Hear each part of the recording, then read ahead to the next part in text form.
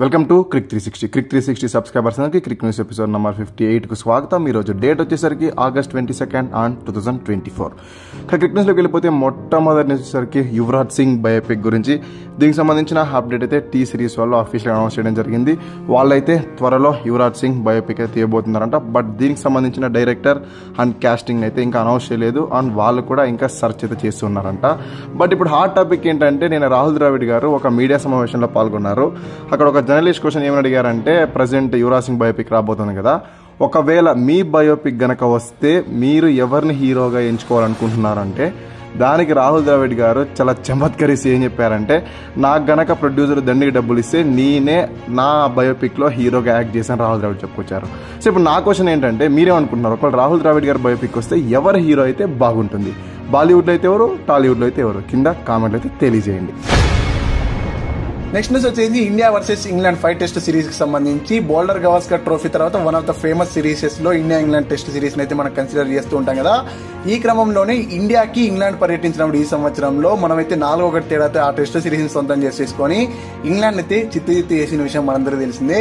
ఈ క్రమంలో నెక్స్ట్ వచ్చేసి మనమంతా అనమాట 2025లో ఇండియా వాళ్ళు వచ్చేసి ఇంగ్లాండ్ లో పర్యటించాల్సిన అవసరం అయితే ఉందన్నమాట. దానికి సంబంధించి ఈసీబీ వాళ్ళైతే 5 టెస్ట్ సిరీస్ సంబంధించిన షెడ్యూల్ అయితే రిలీజ్ చేశారనమాట. ఈ టెస్ట్ సిరీస్ అనేది జూన్ 20th స్టార్ట్ అయ్యి ఆగస్ట్ 4th అయితే ముగుస్తుంది అనమాట. ఫస్ట్ టెస్ట్ వచ్చేసి జూన్ 28th లీడ్స్ వేదిక అయితే ఉంటుంది. July 2nd second test Birmingham వేదికగా, థర్డ్ టెస్ట్ వచ్చేసి లార్డ్స్ వేదికగా జూలై 10th అయితే ఉంటుంది అనమాట. ఇంకా లాస్ట్ 4th 5th టెస్ట్ అయితే వాళ్ళు డేట్స్ అయితే అనౌన్స్ చేయలేదు, వేదికలు అయితే అనౌన్స్ చేశారనమాట. 4th టెస్ట్ వచ్చేసి మాంచెస్టర్ వేదిక, 5th టెస్ట్ వచ్చేసి ఓవెల్ వేదిక అయితే జరుగుతుంది అనమాట. దీంతో పాటు మన ఇండియన్ అమ్మాయిలు కూడా ఇంగ్లాండ్ అయితే పర్యటించబోతున్నారు అనమాట అదే టైంలో సైమల్టేనియస్ గా. ఈ సిరీస్ వచ్చేసి 5 T20Aలు 3 వన్డేలతో అయితే కూడి ఉన్నదనమాట.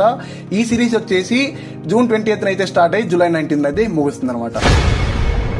నెక్స్ట్ వచ్చేసరికి బోర్డర్ గవాస్కర్ ట్రోఫీ గురించి. ఎప్పుడో డిసెంబర్ జనవరిలో జరిగే బోర్డర్ గవాస్కర్ ట్రోఫీ గురించి ఇప్పుడెందుకు భయ్యా మనకు అనుకుంటే, తెలిసిందే కదా, ఆస్ట్రేలియా వాళ్ళు ఎప్పుడో సిరీస్ ఉందంటే ఇప్పటి నుంచినే స్లెడ్జింగ్ మొదలెట్టేస్తుంటారు. స్లెడ్జింగ్ అని కూడా పాపం కొన్ని ఎక్స్ట్రా కామెంట్స్ అయితే చేస్తూ ఉంటారు.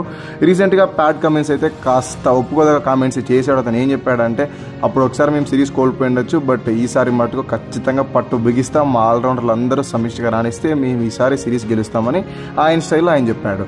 బట్ మిచెల్ స్టార్క్ ఊరికే ఉండొచ్చు కదా. ఆయన ఏమంటున్నాడంటే, January 8th అంటే సిరీస్ కంప్లీట్ అయ్యి January 7th కదా. సో అతను ఏం చెప్తున్నాడంటే, January 8th కల్లా ఖచ్చితంగా BGT ట్రోఫీ మా చేతుల్లోనే ఉంటుంది అని చాలా కాన్ఫిడెంట్గా చెప్పాడు.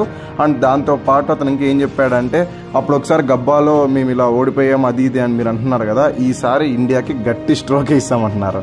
సో నేనేమంటున్నానంటే, రీసెంట్గా వెస్టిండీస్ వాళ్ళు ఆల్రెడీ సేమ్ ఇండియా స్టైల్లోనే గబ్బాలో ఆస్ట్రేలియాకి స్ట్రోక్ ఇచ్చారు. సో ఇప్పుడు ఇండియా వాళ్ళు కనుక ఇంకొకసారి స్ట్రోక్ ఇస్తే అప్పుడు మిచెల్ స్టార్క్కి తిక్క కుదురుతుంది అనుకుంటా. ఇక చివరి న్యూస్ వచ్చేసి ఆర్ శ్రీధర్ గురించి. ఆర్ శ్రీధర్ అంటే మనందరికీ తెలిసిందే, one of the famous fielding coaches గా అతన్ని అయితే పరిగణిస్తుంటాం కదా. ఈ క్రమంలో ఇప్పుడైతే ఆఫ్ఘనిస్తాన్ టీం వాళ్ళైతే అతన్ని అసిస్టెంట్ కోచ్ గా అయితే నియమించుకోబోతున్నారంట. ప్రస్తుతానికి అయితే వాళ్ళు సెప్టెంబర్ 8 నుంచి న్యూజిలాండ్ అయితే ఏకైక టెస్ట్ అయితే నోయిడా వేదికగా ఆడబోతున్నారు. ఆ తర్వాత వచ్చి సెప్టెంబర్ 19th నుంచి సౌత్ ఆఫ్రికాతో అయితే షార్జా వేదిక అయితే 3 వన్డేలు ఆడబోతున్నారు. సో దీనికి సంబంధించి వాళ్ళైతే కాంట్రాక్ట్ చేయించుకున్నారంట అసిస్టెంట్ కోచ్ అయితే ఈ 2 సిరీస్లకి అయితే. ఆ తర్వాత అయితే పర్మనెంట్ అయ్యే అవకాశం కూడా ఉంటుంది. ఇంకా ఆర్ శ్రీధర్ అంటే వివిధ స్టేజెస్ లో అయితే మన కోచింగ్ బాధ్యతలను అయితే చేపట్టారనమాట. మనందరికీ సుపరిచితులు ఎప్పుడు 2021 దాకా రవిశాస్త్రి హెడ్ కోచ్ గా ఉన్నప్పుడు అతను అయితే ఫీల్డింగ్ కోచ్ అయితే టీమిండియాకి అయితే సేవలు అందించారు కదా. అంతకుముందు వచ్చేసి 2008 నుంచి 2014 దాకా ఇండియన్ నేషనల్ క్రికెట్ అకాడమీలో కూడా అసిస్టెంట్ అండ్ స్పిన్ కోచ్ గా అయితే బాధ్యతలు నిర్వహించారు. ఇక 2014లో అండర్-19 టీమ్ కి అసిస్టెంట్ కోచ్ గా అయితే అతని బాధ్యతలను అయితే నిర్వహించారనమాట. ఇది ఇప్పటివరకు ఉన్న క్రికెట్ న్యూస్ అయితే. తర్వాత క్రికెట్ న్యూస్ లో కలుసుకుందాం. అందరికీ సెలవు. Thank you so much for watching this video.